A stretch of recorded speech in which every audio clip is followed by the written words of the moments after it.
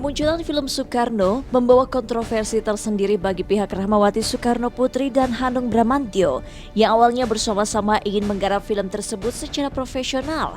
Namun sayang, di tengah perjalanan Rahmawati mengundurkan diri begitu saja yang membuat Hanung dan pihak rumah produksi melanjutkan kembali produksi film tersebut. Pihak Rahmawati yang selama ini mengaku menjadi pihak ide awal film tersebut rupanya tidak dibenarkan oleh Hanung yang duduk sebagai sutradara film tersebut.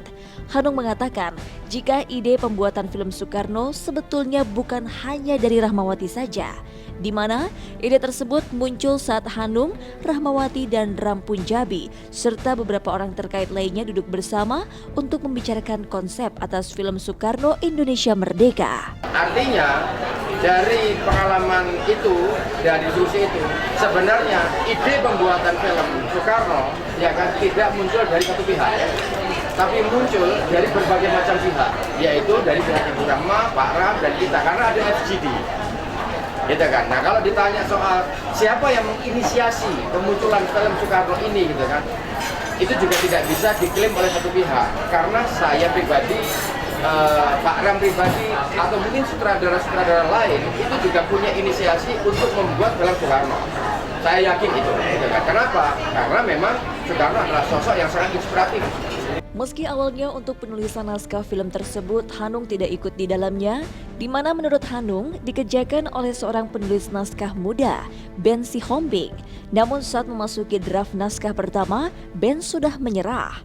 Walhasil, Hanung pun turun tangan langsung dalam menggarap naskah tersebut, di mana naskah itulah yang kini dihadirkan di film Soekarno Indonesia Merdeka, garapan Hanung Bramantyo. Yang Indonesia Merdeka itu kita menulis pertama adalah Ben Sihombing di situ. Nah, Ben Sihombing sudah masuk pada tahap draft 1. Itu pun dia menulis dalam durasi waktunya 3 bulan. Baru dapat draft 1 itu sekitar 3 bulan. Lama sekali memang.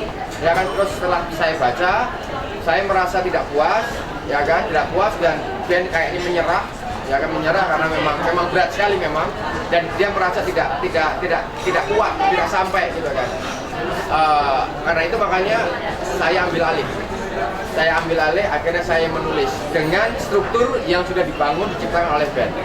Jadi saya mengisi di situ beberapa plot adegan-adegan dari mulai draft 2 sampai draft ke-18. Jadi ada 18 draft yang yang disajikan, yang ditulis oleh saya, sampai kemudian skenario ini diproduksi menjadi layar lebar sekarang.